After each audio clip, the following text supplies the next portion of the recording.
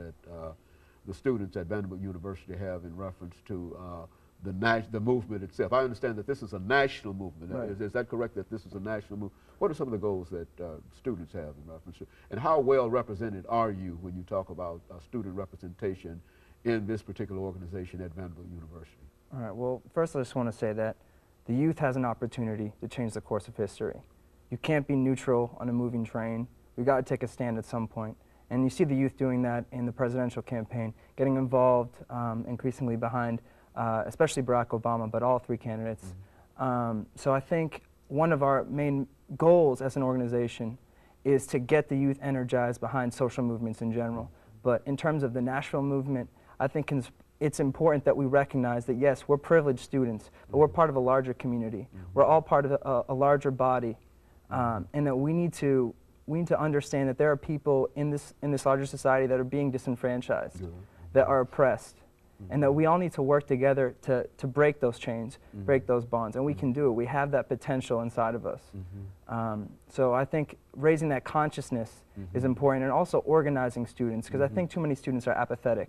But I think that's also too much of a generalization, because there's a lot of students that are doing great things. And we just want to bring them together and energize more students to get involved.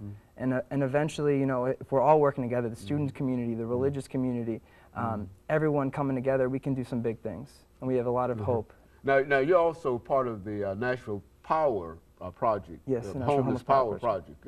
Now, what are they doing in reference to that particular organization now? What are you doing? Well, the Nashville Homeless Power Project represents the lowest wage workers in the city, particularly, and homeless people, certainly.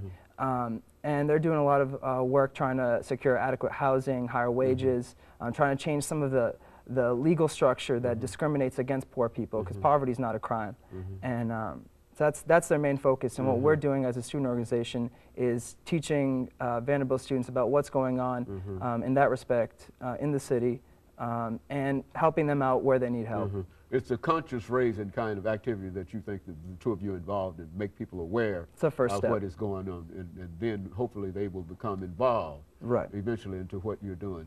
And I think that a lot of folks don't seem to understand now, and people I think can be in positions, not only privileged positions, but ordinary folks can be in situations and not be aware of what is going on around them. And poverty is becoming greater in a real sense, from what I understand, in terms of what is going on now, and especially those folks who are on the edge are really having a much more difficult time.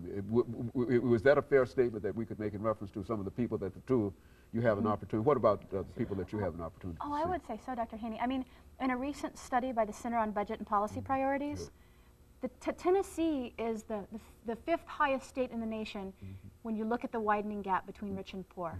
Now, I said that's really saying something about our state. And you have heard from people who are directly experiencing in their industries what that's like. And if the community does not come together to start to shine the light on these industries that are oppressing people, the temp labor agency that lurks in the Gulch, that's the underbelly of our tourism industry, that preys on homeless people, in fact depends on their homelessness to keep them at the lowest wages there are. You just look at Vanderbilt University, $3 billion endowment, and our workers don't have a living wage. We have workers working 2-3 jobs just to get by. That's unacceptable to me. And Vanderbilt does some great things for their workers, especially compared to other companies in the city. But with this kind of this kind of money that they have, the resources that they have to not provide for their own workers that are cleaning the bathrooms, that are making sure that everything's running smoothly, I think, to me, that's a disgrace.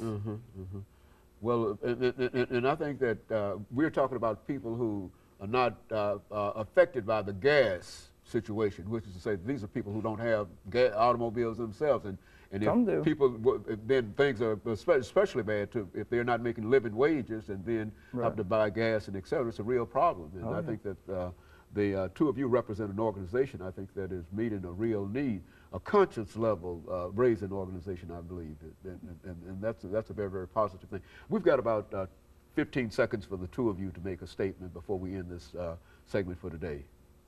15 seconds. 15 seconds? Well, I just hope that people that are watching today, if this is interesting to them, that they come and get involved. There's always opportunity. I know people are busy, got a lot of things going on in their lives, but even just one day out of the week, just getting involved, organizing raising consciousness of your friends and family can make a big impact. Very good. Well, you know, we're an organization that stands for these values, right? That you should be able to work a job and have a family life. And we're all coming together to make sure that happens. Thank you. And of course, let me thank the two of you as well as other participants for coming by and giving us that excellent information. And of course, let me encourage you to tune in again next week for another informative edition of Comments. Thank you and good morning.